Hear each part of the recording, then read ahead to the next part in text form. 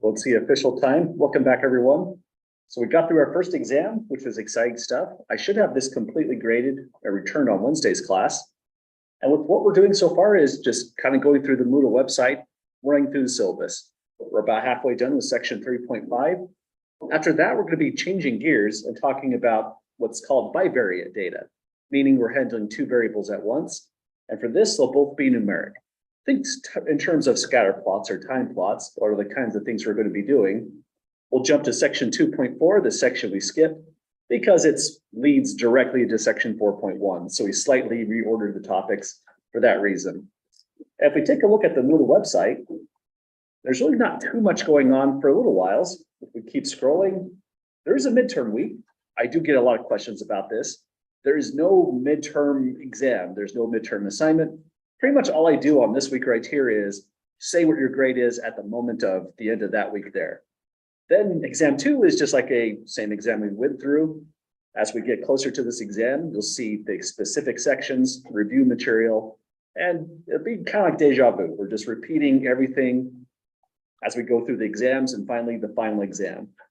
There is going to be an extra credit opportunity in this class, however, that's worth mentioning right now. If, for example, you ever have an exam that just feels like it wasn't your best day, it was an off day, then this opportunity allows us to replace your lowest grade, the minimum from exams 1, 2, and 3, with your final exam score.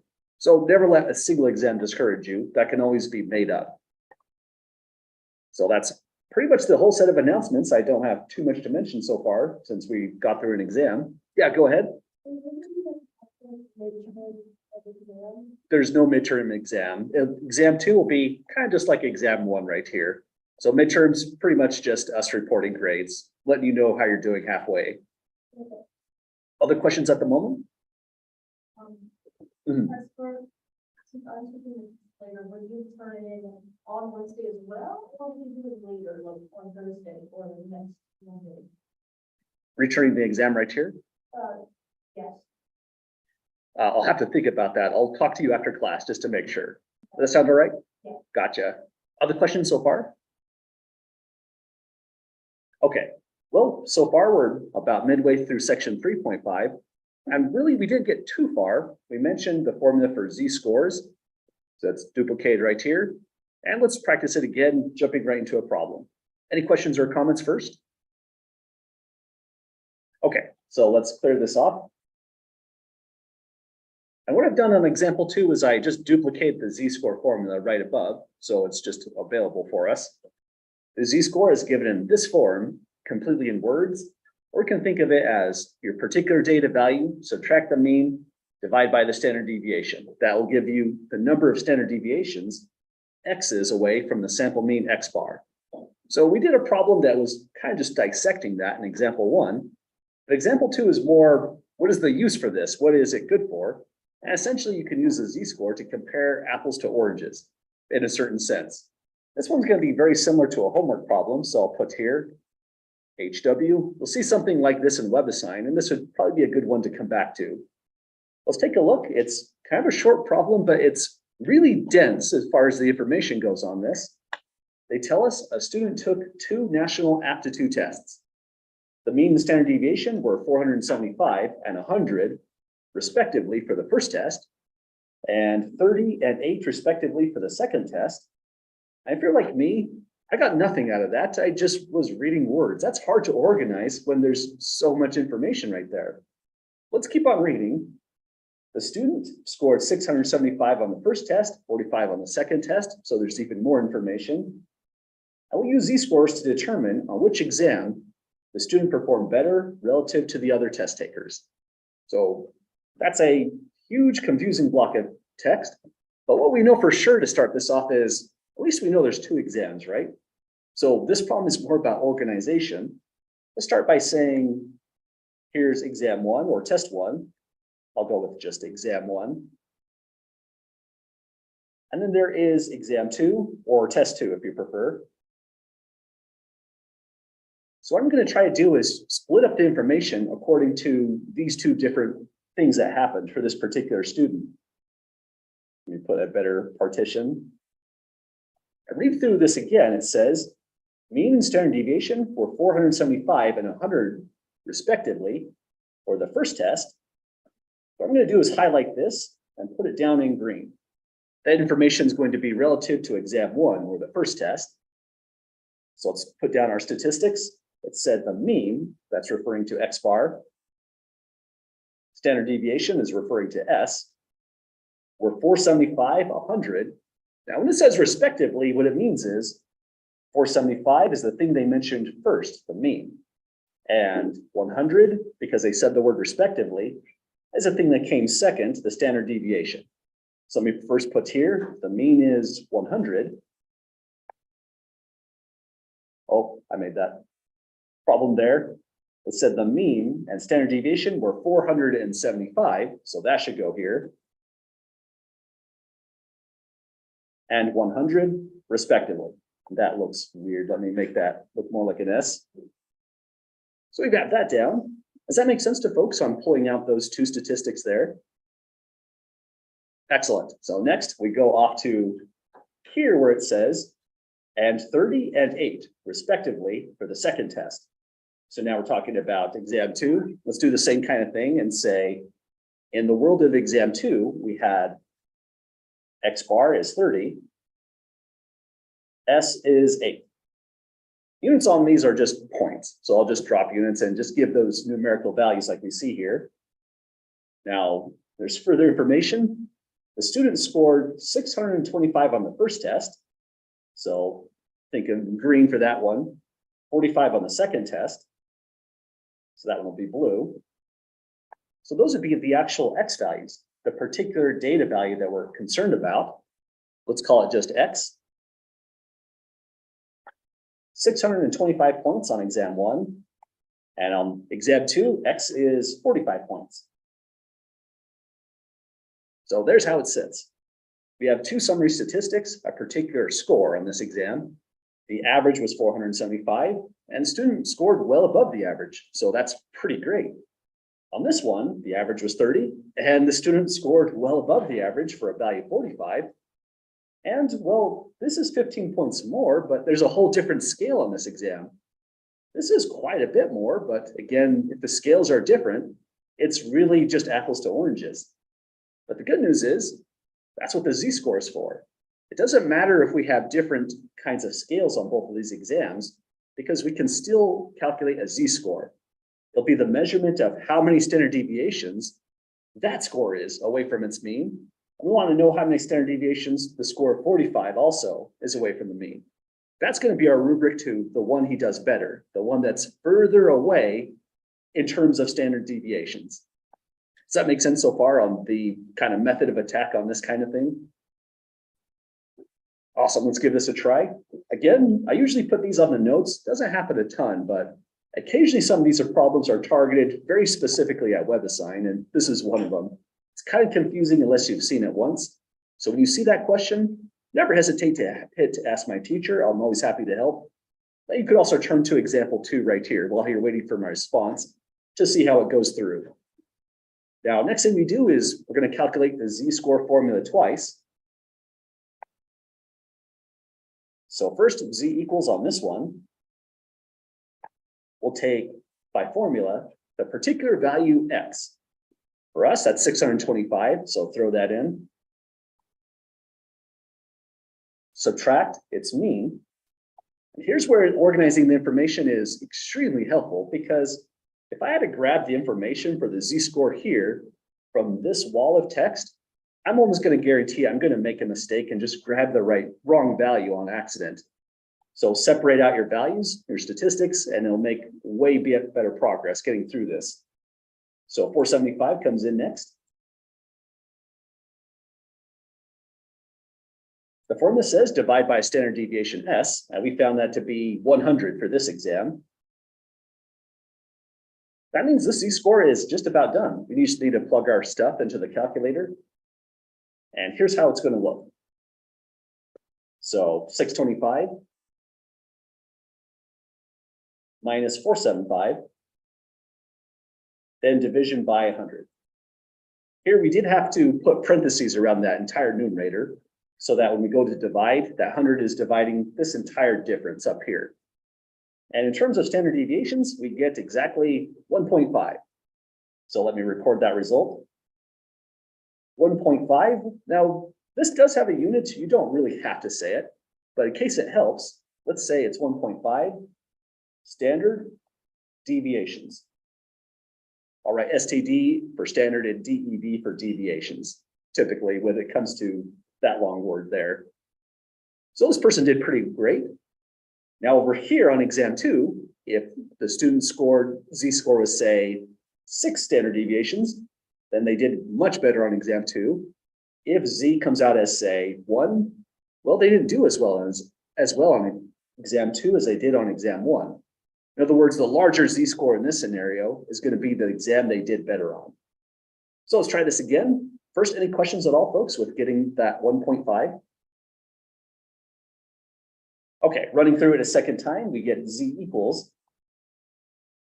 And pretty much that's the Z-score formula. It's always going to come in like that. We just have to plug in the right values. So going back to our statistics, the value X always comes first. So 45 goes here. If you have that down packed, then you're in good shape. The sample mean is going to be the next position in the numerator. And then we divide by 8. So same sort of operation in the calculator. We'll go parenthesis 45 minus 30. I mean, that's 15, but think of this as practice on the calculator. Then divide by 8. And now we have 1.875 standard deviations. So it looks like on exam 2, this person just did a little bit better. 1.875 standard deviations. So we definitely use Z-scores. We had to calculate it twice.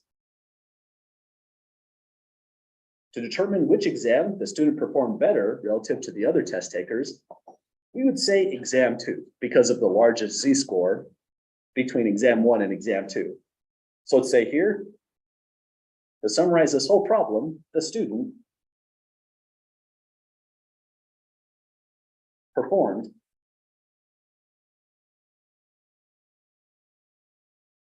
better on exam 2 since the Z-score is larger. So that's the situation for this particular problem here. Any questions or comments at all, folks, on getting through this one? Okay, this kind of problem is, again, it's pretty tough, but once you get in the habit of just picking out which statistics are which, organizing them in the right kind of way, then you're just using the Z-score formula twice, and that's the punchline. That's how it's going to go on in the homework as well. Well, we did it, folks. That's pretty much the use of Z-scores so far. There's a bigger use we're going to see with the display down below, the 68, 95, 99.7 rule. But before we turn to that, any questions at all? Okay, so we have next a really big formula, the empirical rule, the 68, 95, 99.7 rule, the so-called rule. It's going to tell us with some certainty how much of your observations, how many individuals in your sample are within 1 standard deviation of your sample mean. Let me zoom in on this a bit more.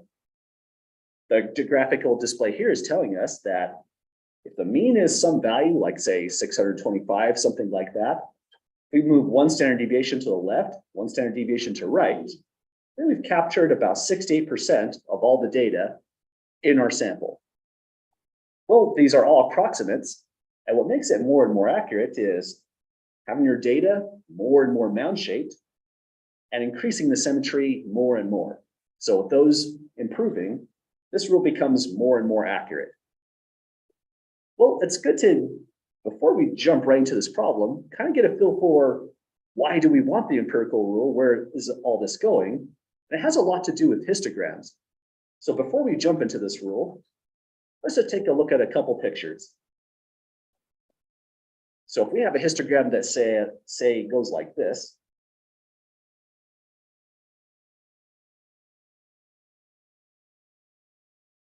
the symmetry is not perfect, but it's definitely not too bad. At least I'm trying to make it be symmetric. So there's one histogram. If we were to describe this, we would say it's highly symmetric. Or if you just said just symmetric, I'm completely fine with that. But this is a nice set of data. Let's call this highly symmetric.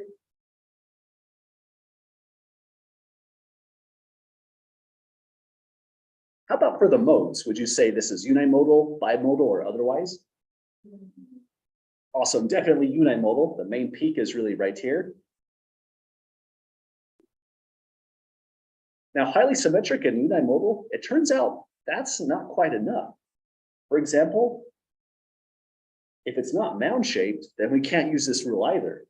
So this is an extra condition that we never really had to discuss before with histograms, but now suddenly it's really apparent. When we say mound-shaped, what we mean is we're trying to model this data by putting a curve that might look, say, something like this. We want a curve that goes roughly through all the heights of the histogram in this kind of way. And this shape that we just drew is what we're referring to as being mound-shaped.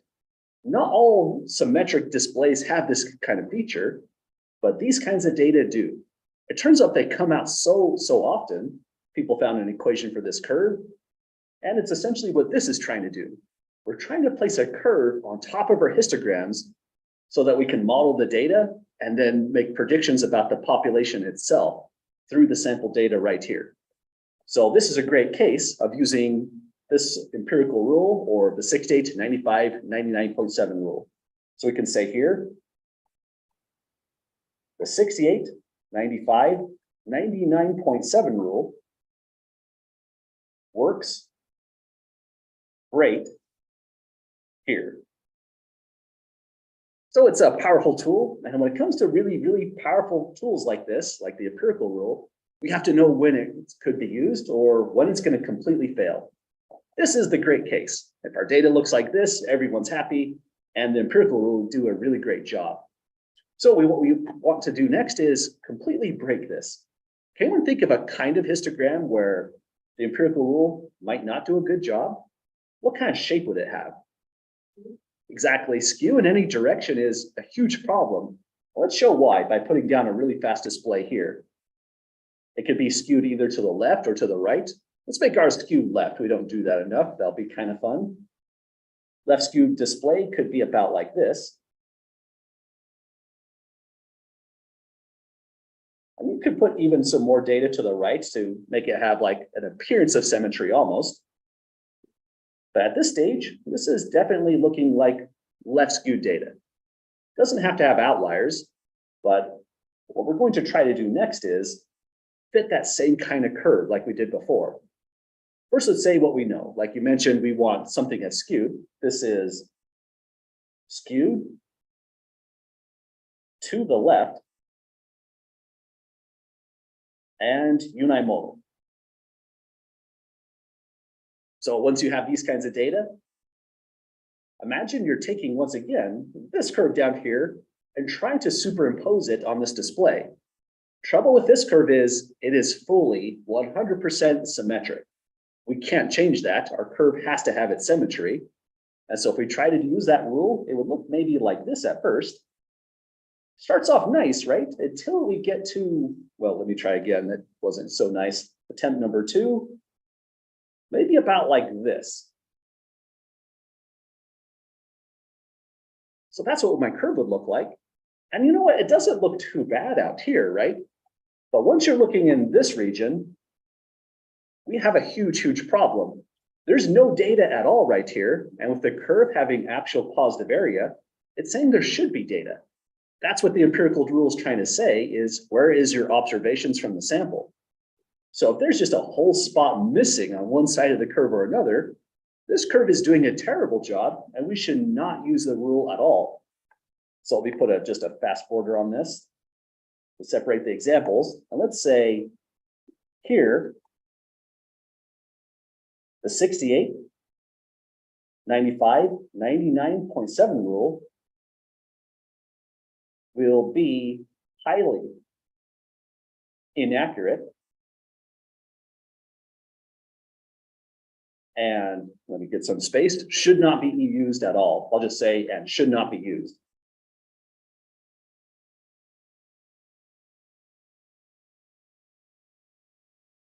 So these are the two typical considerations whenever you're dealing with the empirical rule. I'll either say empirical rule, but I think this is actually the better way to say it because it's reminding you of the formula in part. What if you say 68, 95, 99.7 rule, just takes more oxygen to say all that. But this is our ideal case, nice, symmetric, and mound-shaped data. These are the kinds of cases we're trying to avoid, where we have strong skew or not mound-shaped, for example. Any questions at all, folks, with those two initial examples? Okay, well, now that we have that out of the way, let's go back to our empirical rule down below. I'll just put it on the second page here. I want to add a little bit more to this, just for the sake of convenience. I like the way the author displayed this rule since it's telling us where all the areas are. Later, we're going to call these probabilities. For now, I'll just try to remember to call them areas. It's telling us where all the areas are in various regions. For example, let me zoom in right here. You take a look at this region with 13.5%. It's saying that's how many observations you should expect between -2 standard deviations and -1 standard deviation. It's awfully nice to have all that. But occasionally there's a couple extra things people might also want. When it says 68% of the observations fall within 1 standard deviation, well, that's these brackets right here. So we're going 68% in the center. When it says 95% of observations fall within 2 standard deviations, let's add a little bit of a graphic to that statement there. It's saying start from way over here and go all the way to way over here, 2 standard deviations. And if you're thinking in terms of histograms, this curve is displayed over, that should be at 95% of the area approximately. Or if you're just thinking about observations in your sample, that'd be about 95% of the individuals. So that goes from way out here to way out here. Likewise, we can add another thing to this if we'd like. For thinking 99.7%, we're going way to -3 standard deviations, all the way to +3 standard deviations. So that's the 99.7% in the empirical rule. So it goes way over here to way over here. I'll just put these dashed lines to say these are coming off the 3 standard deviations. And you don't have to have these down here below, but sometimes some of these questions are aligned with the central 68%, the 234s add together, the central 95%, or the central 99.7. So it's good to have it at least one place on your notes in case the question lines up with that statement. Now, there's one extra thing I would want to put on this. If you look at the percents really, really carefully and squint a little, these do not sum to 100%. That's a bit alarming. There's percentages missing on the far, far left tail and the far, far right tail. So that's something I would probably say is a really good idea for the sake of notes. These brackets down below, it's helpful, but I want numbers here and I want a number here. So let's find those out next. Any questions at the moment? Okay, well, it's not too bad. If they're giving us percentages, it's percentage of a whole. So these must tally to 100% somehow. So pretty much what I'm going to do is take this 34 and double it, so times 2. I'm doubling it because there's a region immediately to the left at 34%, because this is a perfectly symmetric curve. And you go to the 13.5, just add it on. But there's exactly 2 regions with 13.5, so times 2. And there it is on the far left. And same little game with the 2.35. Add 2.35 times 2. So what we get is, well, what you probably expect, 99.7. I mean, that's kind of what the bracket down here is indicating. All those would sum to that value.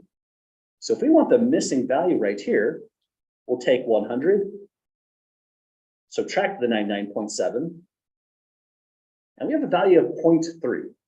Now, this is tricky because that 0.3 is not what goes here. It has to distribute into this location and this location, so we need to cut it in half. So just to go immediately, division by 2, and it's the 0.15 as a percent that goes on the far left tail and the far right tail. So if we put those in, 0.15% goes here and here. They don't really have to be on there, but again, I think it's a good idea. It's going to make some of the problems in the homework a little bit easier if you just have these percentages ready to go. So you don't have to reinvent the wheel, do this again every single time. So there's our display. What we're going to do is practice a couple of problems, just kind of getting used to this. First, any questions at all with working through this here? Okay, so here's how a problem might look like that's using this kind of information. We'll leave this here for the moment and take a look at example 3. This is like the most typical example if you're looking at something like this, the empirical rule, what we'll call later the normal curve. If you're dealing with IQ scores, a lot of IQ scores, if you put them into a histogram, they would take this kind of shape. It's kind of odd, but with enough data, you get highly symmetric, mound-shaped unimodal data. So that means we can use the empirical rule right here. And it says the distributions of IQ test scores tends to be unimodal and symmetric. They're also mound-shaped. IQ tests are routinely updated and standardized so that the population mean is 100 and the population standard deviation is 15. So this is kind of an unusual situation. Usually we do not know these values. When it says population mean is 100, that's not X bar. Let's put a quick note right here. That's a population characteristic or parameter. So we would use mu equals 100 points only because they said population mean as opposed to sample mean. The good news is this empirical rule that we see here, it doesn't matter if we're using these kinds of values, parameters, population characteristics, or if we're using the statistics like X bar. It says next, the population standard deviation is 15. Now this one's tricky as well. Usually we use lowercase s if we say population standard deviation, but these are something different. They're not actual statistics. Because it's a population characteristic, we use sigma this time. Just another Greek letter. The way you write it is kind of like you're going to do the letter O, but just keep on going. Give it a little bit of a tail, and you'll be doing sigmas like a pro pretty soon. Get good at drawing Greek in these statistics classes. It's kind of weird. So sigma, the population standard deviation, is 15 points. I should make that plural, just seems weird. Now, sigma actually does show up in your calculator. We've been mentioning it. If you ever went and say, hit a stat key, calculate, and get all these values out, that's the sigma right there. It's the parameter or the population standard deviation 15. So whenever we're calculating from sample data, that's why we always use SX. We're not assuming our data came from the population. It gives us a different formula. So here's sigma once again. And now we can start part A. It says, draw the normal distribution for these IQ scores, clearly label it, showing what the empirical rule predicts.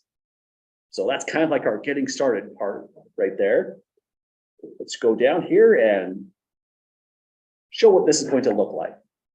Now, if we're going to draw the normal model or the empirical rule, first thing you want is a long horizontal line. Now to do the job. Now this is the part that's tough. We need to draw that curve to the best of our ability. Doesn't have to be perfect. It could change a little bit depending on how you draw it. But there's a couple things that we have to try to avoid. It should never cross the x-axis. And it has to be very close to the x-axis as you move to the left and to the right. It should also look roughly symmetric, but I know it's going to be freehand drawn if it was a quiz or exam, so it doesn't have to be perfect there. Takes me a couple tries to get these. So this will be my best attempt, or my first attempt. I'll start really close to the axis, let it go up gradually, then rapidly, let it round off, and just try to do it again going to the right. That would be okay. Like, I'd be a little concerned right here because a curve is never meant to touch the x-axis. As long as you don't do this and let it drop below, I wouldn't be super picky. So let me make a really fast note here. The curve must not touch the x-axis. So as long as we have that, I'm not too picky about how it's being drawn. Again, also, that looks a little bit crazy, but I'll just assume that you never allowed it to cross, it just got close. Doesn't have to be fully symmetric, it's hand drawn. But what we do now is we start with the mean at 100 points. That's going to represent the center of the data, and it'll be dropped right here on this scale. So here's the value of 100. Our scale now has meaning. This is points on the IQ test. So just about everybody is getting somewhere around 100 points. But now we go one standard deviation to the right, it would be about here on this display. Let me show you about how to find it. When you look at this curve, here's the maximum. It starts going down, and at one spot right around here, this is what's referred to as the inflection point. This is a region where it's decreasing the fastest, but then it turns around. It starts to kind of level off, and it's decreasing at a slower and slower rate. So right around here, where it looks like an inflection point, that's where we have a new tick mark. And the name of the game is, let's take a look at the notes. You take +1 standard deviation, +2 standard deviations, and then +3, and that fills out your scale. So if our standard deviation is 15 points, right here, it's just going to be 115 altogether. Does that make sense to everyone, getting that next value? Awesome, let me place it in. So right here is 105. And once you determine this scale, going right by that amount, just try to keep it about the same. You want 3 tick marks going to the right, 3 tick marks going to the left. And we're just plugging in the value here in the center at 15 until we get to this location. So it starts off at 100, there's the mean. Add the standard deviation, we're at 115. Now we're up to 130 points, and way over here, it's 145 points. It keeps on going to the right forever, whether or not it makes sense for the actual data. That's another thing that's weird about these things. Sure, some people have large IQ scores, but this curve never stops going to the right. The good news is, though, the values or the percentages get smaller and smaller extremely rapidly the further you move to the right. So that's how we get our values to the right-hand side. And right where the red dot is, anyone see how to get to that next value? Now going to the left. Exactly. If we take a look at the note above, that's what's meant by -1 standard deviation, then -2 of them, -3 of them. We start off at our base point, the mean, and just start subtracting 15 like you said. So it'll be at 85 here, then it'll be a 70, and then finally a 55. So we've drawn the normal model, we have a horizontal scale, we've labeled the scale. Last thing to do is show what the empirical rule predicts. In other words, we're going to fill in all those percentages for the areas. Well, any questions at all to this stage of the construction here? Okay, let's go and fill those in. So what you want to do is put in a line that goes like this. Let me do a different color. You want kind of a light dash line. Sorry, Microsoft Word is being slow today. So I'll go here to here. Now, if you wanted, you could put 68%, that's the center, or you could do like the author does and split it up into the 234%. I'll do as she does. Let's split this up. So 34% goes here and here. Then going off to the left, this would be 13.5%. I might have to check my notes on that. But once you have a value here by symmetry, it's 13.5% again in this location. Now, next one, this is the 2.35%. Let me know if I'm misremembering these values. It's a lot of numbers all of a sudden. 2.35% goes here, then go to the next location, flip acrossing the mean in green, and same percentage, 2.35%. Last value is the one that we calculated to fish out our display. On the very far left tail, that was 0.15%. So very, very small. And same on the far right tail going this way. So we've got it, folks. That's our percentages. Let's take a look at the cheat sheet. I always get a little foggy on the 13.52.35. It looks like we've got it. So that's all this kind of question would be asking. We want to say, where are all the values here? There's going to be 7 points on the horizontal axis, the mean, 3 points left, 3 points right, and then give what the percentages are in each one of these regions we've indicated. With that done, we can now make interesting predictions about the population itself based off this model. They're only predictions, and the accuracy of those predictions are going to depend on how good is this model right here. In other words, we might trust these values, but that's only if they standardize the test appropriately. And we also are trying to trust that the distributions of IQ scores really is unimodal and symmetric, that nothing has changed. We didn't go to a weird population that could deviate from that assumption. So if it's fitting this picture, then the predictions we make on the population become suddenly very, very accurate.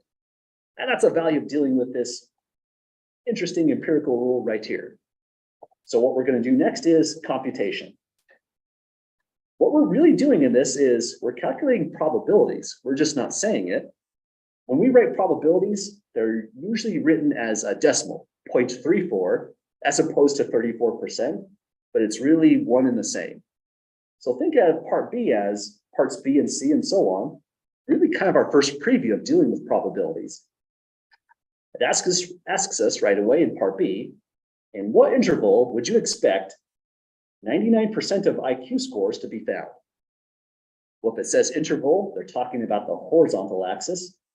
Anyone see what value that should be?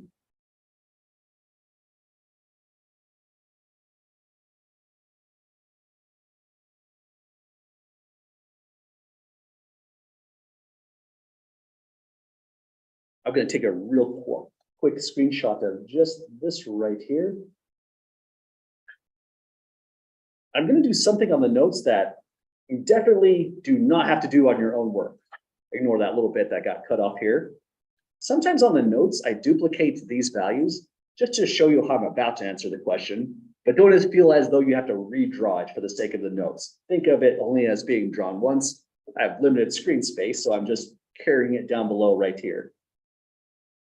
So let's take a look at this question once again. When it said 99.7% of IQ scores, think in terms of standard deviations. You go 1, 2, 3 to the left, we'd be over here at 55. If we start here, go 1, 2, 3 to the right, we're way out at 145. The empirical rule says from here to here is 99.7%. That means the answer is really just those two values. Does that make sense to folks so far? Awesome. So if we kind of highlight right inside here, all this area came out as 99.7%. We don't have to double check by adding them up. You could use this other shortcut down below that we were taking a look at. So we can say when it says what interval, it is from 55 to 145 points. So what this model is telling us is if our IQ scores have been standardized in an appropriate way, if the standardization is recent, then just about everybody, 99.7% of the population, is from 55 to 145 in terms of IQ. It'll be really rare to be above 145 and really rare to be below it, is what the model is saying. Well, we did it, folks. That's our first probability computation. Does it make sense so far? Okay, other questions at the moment? Yeah, go ahead. I have a question. Would this be reflected in a box plot as well? So like, for example, from 55 to 145, those would be the minimum max. Not necessarily. We'd have to take a look at the actual raw data itself to say what is the minimum and what is the maximum. And this particular problem, they really didn't say it came from a study at all. They just gave us the parameters here and here. But on a different problem, this one below, this one actually came from raw data. So it had a minimum value, it had a maximum value. They're giving us a sample mean, a sample standard deviation.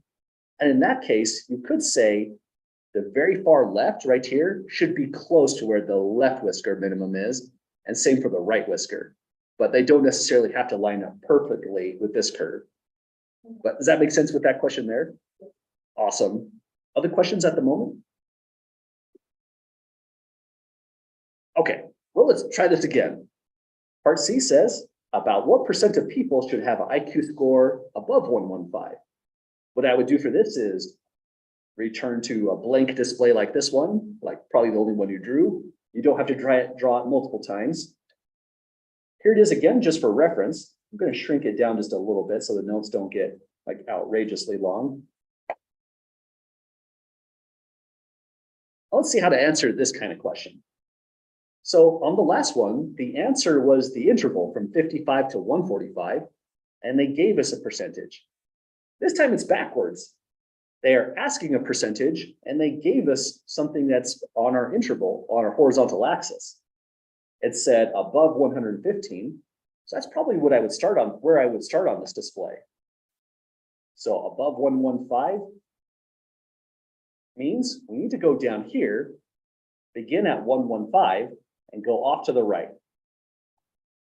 That's going to give us three particular probabilities, or areas if we prefer, those three right there. All we have to do is add them up, and that's the right percentage. So when it said 115, go right here on the horizontal axis. Only because it said above, I shaded to the right, and now we're going to use those three values. So putting them in, they come in as 13.5 plus 2.35 plus 0.15. And I'm not too sure what that's going to come out. Looks like 16%.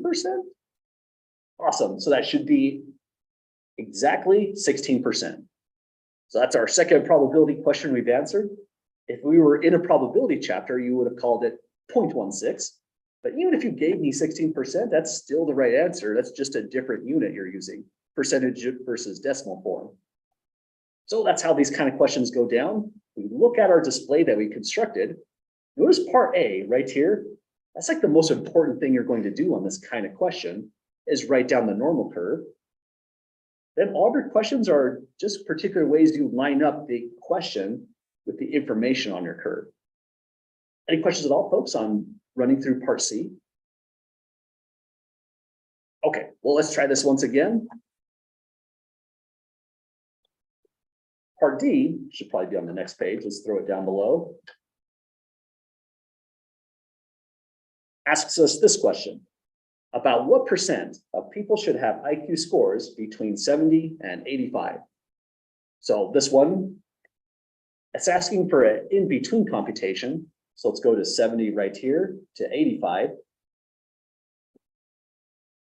That doesn't overlap too well. We grab the percentage above the axis where we highlighted, and that's pretty much it, 13.5%. So this is telling us now, if our model is accurate and we think of the entire population, 13.5% of them will have IQ scores between those two values that were given. Well, we did it, folks. Really, once you have this kind of display, once you see the tricks of pulling out either a percentage or an interval, that's kind of the whole thing. It goes really, really fast from then on. Any questions at all in getting through this one? Okay. Well, part D is now done. I have my answers here. And again, these are just trying to show you how I got the answer from the original display. And what we're going to try next is really the same kind of thing. There's another question or information about percentile through a definition. But example 4 was really just meant to practice this all over again, since I think seeing it in one example is definitely not enough. These can be pretty tricky. One thing that's a little bit different in this problem is, let's see how this starts. It says, the time it takes a driver to react to our brake lights on a deaccelerating vehicle is critical to helping avoid rear end collisions. So that sounds right. That's just trying to tell us the context. But this was a real study in fast rise brake lamp as collision prevention devices from 1993. I mean, it's been a while, but still a fun problem.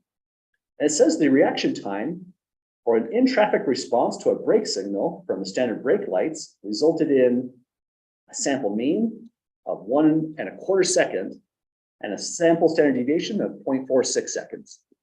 So what they're saying is the moment a red light was shown, it took people this long to react on average with that as a typical deviation, the standard deviation. So this time when it says sample mean of 1.25 seconds, we would use this value here. It's a statistic, so we're using X bar. So this is more about statistical inference. Once we get our data, calculate some statistics like the mean and the standard deviation, we can try to fit a curve much like this to our original data, and now start asking and answering questions about the underlying population directly through the sample.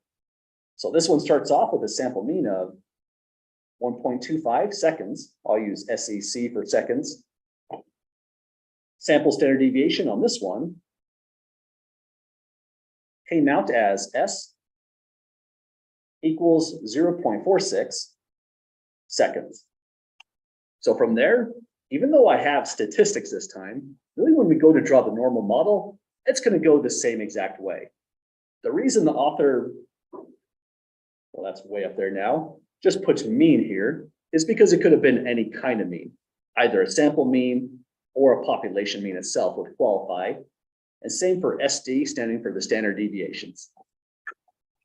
So looks like we definitely don't have time to finish this question. This will take too while to get through. But think about this one, since if you're driving home from class today, this doesn't seem crazy until you put it all together. The mean of 1.25 seconds and standard deviation of 0.46 seconds means there's a high probability of bad things happening, and that's why rear-end collisions happen. This is actually not good from the point of view of driving in traffic. So drive safe, and if you have questions, I'll be happy to help down below. But this is probably a good point for us to end class.